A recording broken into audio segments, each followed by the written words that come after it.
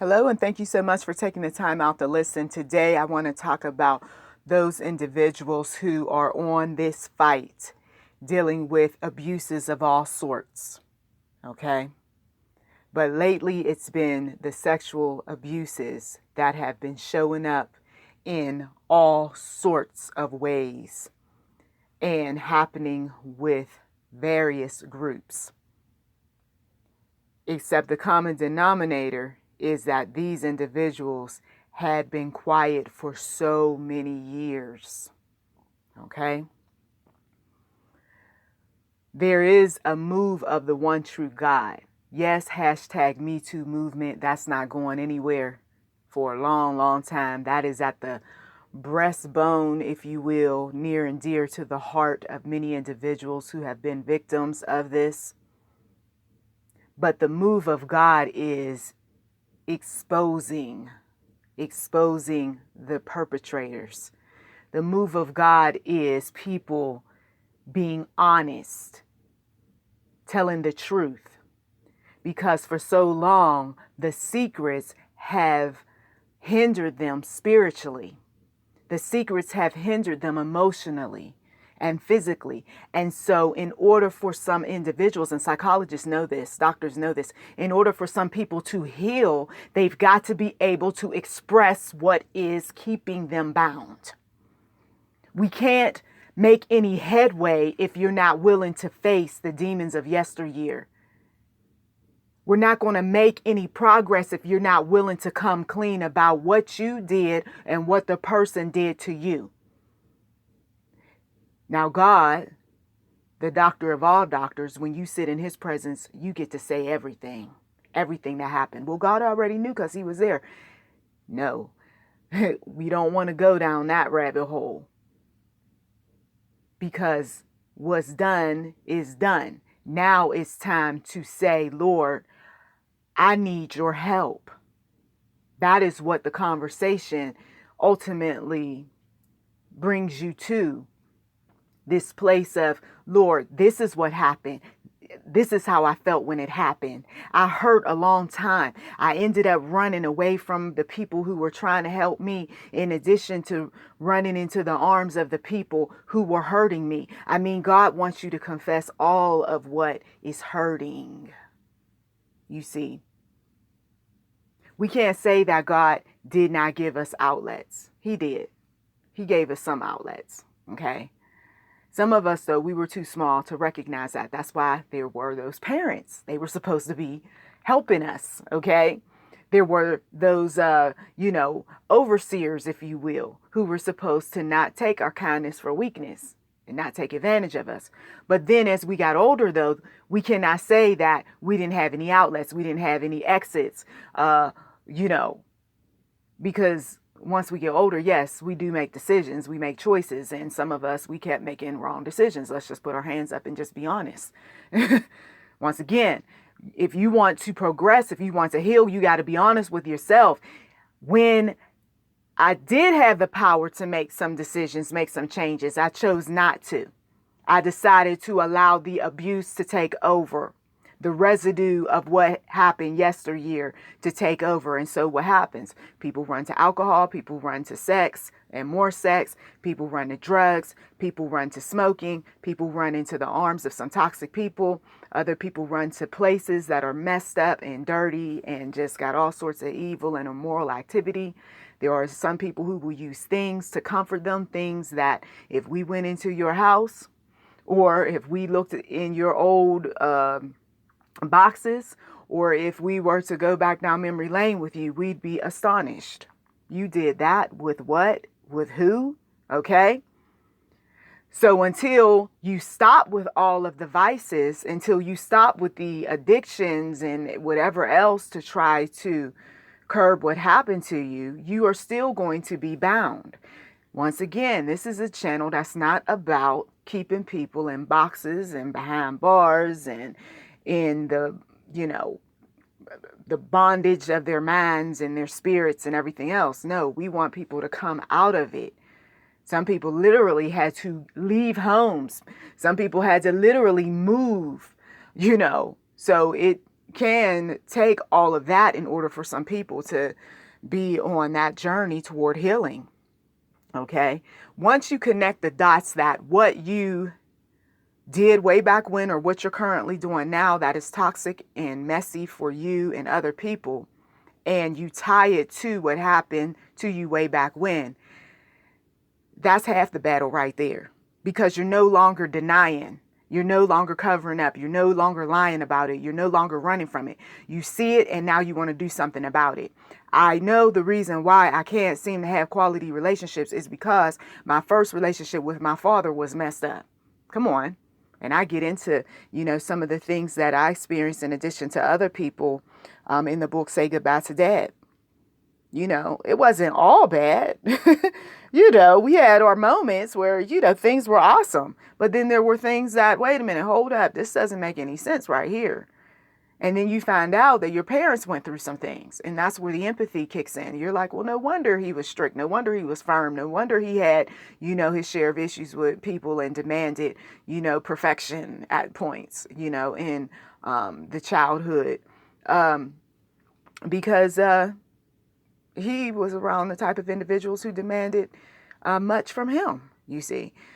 So as you're moving toward healing, you also recognize other people's struggles, and, it doesn't make certain things they do right. It's just that you get it now. Oh, I get it, you see. And that's what I want for some of you all to do, is have that light bulb that goes off, right? Where, oh, now I see, you see. Because God, that's what he did with me. He said that we're not going to continue with this pretending as if everything's okay and all right. That's what your handlers wanted you to think. That's what, your mother, your father, your sister, those people around you, that's what they expect, is for you to behave in the way that they behave when it comes to the people that's in their circle, when it comes to what they grew up with. And some of what other people's experience has been toxic. And so then they take the toxic stuff, dysfunctional stuff, and want you to toe the line. They want you to walk in the way that they walked because that's what worked for them. Well, I'm different, right?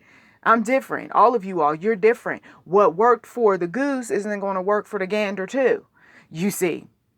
So we got to get that in our heads too, that your healing process and what you are embarking on and what works for you may not work for me, right? I've got to figure out, okay, how am I going to get toward my healing? And so the Lord, when he intervenes, when we allow him to intervene, he meets us where we are and gives us the purpose, the plan to be able to rise above the abuses of yesteryear, okay?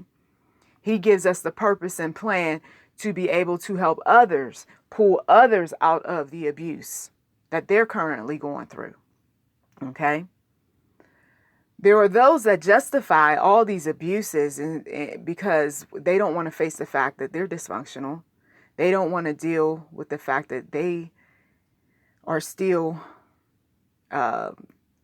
just mentally hindered by the traumatic experience.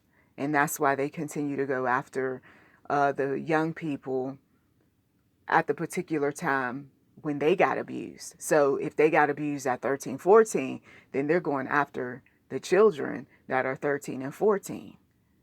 Because somewhere during the trauma, they just experienced so much hurt, so much ugly, and they're caught in a time warp, if you will, where things were great for those 12 years up until they turned 13. Everything was okay and all right until they turned 15 or 16. So sometimes some of these people are going back looking for innocence that they lost. They, revel in just having a good time with the young people because that was robbed. That was robbed of them many years ago, or robbed from them many years ago. But they don't see themselves as adults, okay, until that sexual need shows up. And rather than go with someone who's their own age, they look at this person who they once were, innocent, and they feel like, well, I guess it's okay to do these things with this person because that's what they're comfortable with. It's some strange stuff with some individuals, right? So when we see the grown man acting like a child, we should be safeguarding ourselves. When we see that he's immature emotionally, and he says some off the wall things, once again, we should be safeguarding ourselves. I will tell you that, oh, this is hard for me because this wasn't something that happened many years ago. This was something that my son brought to my attention. It didn't happen to him, but it happened to a friend of his. And this wasn't just anywhere. This was in the church. So here I am these past 10 years, I'm, talking to people about drawing near to the Lord, and I'm also encouraging people to go to church. Thank God I wasn't recommending certain churches. That's why to this day I do not do that sort of thing, because you just never know when a church is going to misbehave, okay? And I don't want people coming at me talking about, well, you recommended this church and this happened and that happened. Look, there are going to be things that's going to happen and continue to happen in all sorts of churches. But if the Lord is moving you to a church, you also have to trust and believe he's going to protect you. And that's just what he did with my son. My son had told me, he said that there was an individual who was being quite friendly, very immature, right, for an adult. Once again, that's a red flag. Lots of joking. And he loved hugging. He loved hugging everybody. And being in a church setting, you feel like, okay, it's cool. Everybody's hugging everybody. But even now, I don't like the whole business of hugging. I don't like the whole business of people rubbing your back or rubbing your shoulder. The touching business, it just, after a while, gets on your nerves. Okay? Because you don't know what people's intentions are.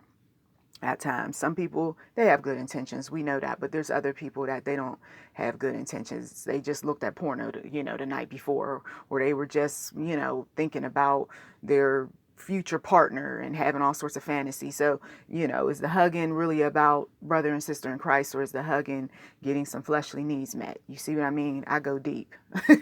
So here he said that this individual was doing a bunch of hugging, and then he noticed that he liked to joke a lot. And then some of these jokes were very inappropriate.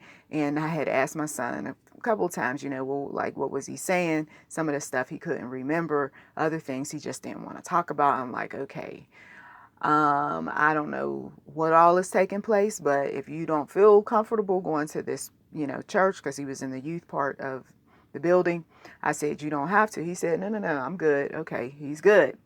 Once again, now this isn't a little child at the time. This is at the time I think he was 16. Okay, so here he was being around this individual who's very immature and gets along great with the children, and he likes to hug a lot. I'm collecting information, right, as he's giving it to me, and now he's saying inappropriate things, and so my son doesn't want any type of attention, being put upon, what he is talking to me about. So I'm just like, okay, he's 16. He's like about 6 foot at the time.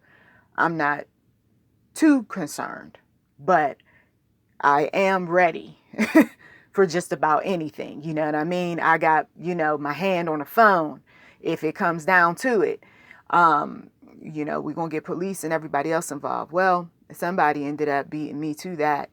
And not only that, we found out that the individual who had been so friendly, so great with the kids and all that, this person had been involved. With how many, I don't know, but he had been involved. If he wasn't talking to them in sexual ways, he had been handling some kids inappropriately. He had befriended people on various social media sites like Instagram and Facebook and Snapchat and whatever else, wherever he could find some of the kids that were attending that church. He did at one point ask one of the kids about joining their social media, and the boy was like, no. So what happened was the investigation was underway because of, once again, the inappropriate comments, which later turned out that he actually did sexually abuse someone. Now, My son had warned me about one particular individual. He said that the boy seemed to have been level-headed, had told everybody he wanted to be a minister one day, and it turned out that he was one of the boys that got targeted. Okay, now his dream of being a minister may be forever impacted as a result of the abuse. You see how the demonic works? You have a plan, you have a purpose, you have a calling in your life. And the demonic will put somebody up to showing up and abusing you to forever change what it is in your spirit that you hope to do. Some of these men who have shared what happened during childhood said that, I wonder what I would have become had I not ever met this person. Some of the women who had been abused when they were children. I wonder if I would have been that person who would have become, and then they fill in the blank of whatever it was that they had dreamed. But because this person did this, and because my mindset has been just traumatized and I'm still going through some healing, I just can't even fathom. I can't even see myself becoming that. You see, because I'm so far away from it now. The alcohol, the drugs, the, bad relationships, all of that. But what if? You see what the demonic does? He takes what you want it to be and turns it into a what if. And so here he was looking at this boy who wanted to be a minister, and he said, Mom, in the remaining classes, he started saying all sorts of sexual things. At one point, he even took his shirt off and started rubbing his chest. He was losing, the boy, whatever was done to him caused him to lose his mind. He went from having a stable mind to going off into some other place, possibly one of his altars, if you will, shows up and he's acting hypersexual. Okay? So the abuser ends up going to jail. The church ends up closing down because, hey, wait a minute, hold up. You all should have done a better job protecting these kids and all that. So by church, you see, we're not playing that. And anybody who was willing to come forward with any additional information, they had left that open, for those people to come forth. And that's why they found out that there were more stories. Okay. I mean, these are people who you trust, right? Who you think they're okay, they're all right. And they turn out to be nothing more than using these places where children congregate to abuse them. They look for the weak ones. They look for the ones whose moms and dads are busy working or not in the picture. They look for the ones who are troubled. They look for the ones who looks like he wouldn't fight back. Okay. Or they just find whoever they can that they can manipulate. The demonic puts them up though to it, because the demonic knows that there are many called, but chosen are few. And the demonic is going after the chosen. After the abuse, after all of what you've gone through, okay? You've got to get back in touch with what God's plan was back then and what it is now. And even if you don't have the mental capacity, or you don't have the strength or the energy, or you're too old, you could be helping some individuals achieve their dream. They were once young like you. They once looked at the world as an innocent place, you see, and may continue to be that way. I just think the world is a great place and all that. You could be that shepherd. You could be that guiding light that will help these children. In Jesus' mighty name. God is a gracious God. He's a loving God. And he's a God that, yes, he appoints and anoints people to protect us. But when they drop the ball and when they don't do their part, I'm not that one that's going to get mad at God. I'm going to be angry at the people who should have been protecting me. I'm going to be angry at the people who should have been looking out for me, because God gave me as a gift, right? That's the way you look at these things. When you're a defenseless child, I'm not talking about when you're an adult. I'm talking about when you're a defenseless child. You are that child that's a gift to those people. And rather than protect that gift, they leave you out there like a package in front of a building somewhere where anybody can mess with you. Anybody can say whatever. They even recognize that some of the people are robbers, right? Are messy. They got all sorts of stuff going on with them. And yet they'll go ahead and they'll say, go with this person, go with that one, because they so-called know them. There was a conversation I had not that long ago with someone about this business of knowing. Even if you do shake that person's hand and you've been over that person's house a couple of times, or maybe you never did, but you just see them in passing, you don't know that person. You don't know them. You just know their face and you know whatever comes out of their mouth, but you don't know them. To really get to know a person, especially if you plan on entrusting your child with them, you need to be going on, social media sites and doing background checks. You got to be that one that has to hide in the shadows and see what their routine is like. I mean, it's crazy that you got to go that far, especially nowadays, but you got to go that far because some people will do all of these things. Like I told this individual that I was talking to, I'm like, look, I worked at a company where we did thorough background checks when it came to money. Okay. People want to borrow money. Okay. We got to do some backgrounds. And yes, we checking social media pages too, right? We checking what's in the background of them pictures. We're looking at, the details on the faces and the arms and, the symbols and the tats and who they're connected to. Who's this person? Let's do research on this one who got, the arm around, the person's shoulder. Yes, it's very detailed research that we did. And I said, now, if we can be like that when it comes to people borrowing money, I said, then I know I need to be that way when it comes to people talking about, can your child come over? Okay. We don't play in this household when it comes to that sort of thing. And so, when this person was doing it, that's why I said my hand was ready. I'm ready to pick up the phone. I'm ready to do whatever I need to do. And somebody, like I said, they beat me to it. And then the next thing you know, there was a whole bunch of people, but it was a good thing. It was definitely a good thing. Yes. Because, that person, once again, behind bars and the church got closed down. You don't let people like that slip through the cracks and think you still going to get a good name. That ain't happening. So, it was one of those things that I kid you not, it bothered me leading up to, because that's the part I forgot to mention, is that once I started having these weird feelings, that just wasn't sitting right, even though my son's like, oh, it's okay, it's all right, whatever, I did stop allowing them to go. So I have to definitely mention that, especially to some of you parents, that as soon as they come with, this information, I think he had maybe 1 or 2 more times that he went. And then after that, he was like, oh, are we going over there? And I said, no. Okay. No, we're not. And then, of course, we found out about the investigations and all of that because they reached out to us via email.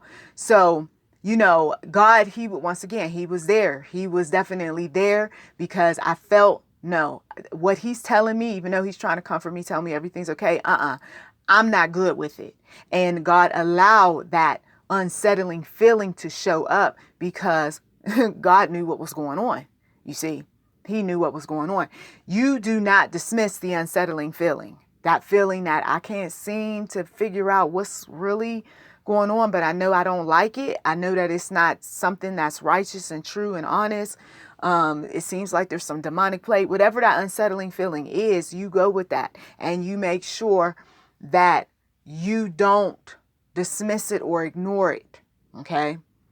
But yes, we do have these individuals who are doing all sorts of demonic types of things. You've got to pay close attention to where your children are going, who they're meeting, when the invites show up about, do you want to spend the night and all that? No. Really, back in the day, it may have been all great and fun, but I'm finding out too that this business of children showing up in people's homes, that there it's one of those things where it's like playing a lottery, okay? Except if you end up being chosen, it's not going to be because you're winning $1 million plus. If you end up being chosen, your child more specifically, it's because somebody's about to do something that's ugly and nasty. And it's one of those things where, do you really want to take that chance with your child? You see? So we're going to continue on with this, exposing, these abusive ways, these things that people are grappling with concerning abuse. We want people to continue to be free in Christ once you're out, not to go back, paying attention to signs that something is just shady with these people, whether they're family members or not, whether you know them or not. So this channel is definitely going to be on board with these folks who talk about, their abusive issues and struggles and challenges, highs, lows, of being free. This is definitely one of those that, every now and again you tune in. And if you need some validation, if you need some advice, if you just want to just vent about some things, you're welcome to do so. Blessings to you. Please do check the description box for anything that is of interest. You've been listening to YouTube NM Enterprise 7. Thank you, and may God continue to be with each and every one of you.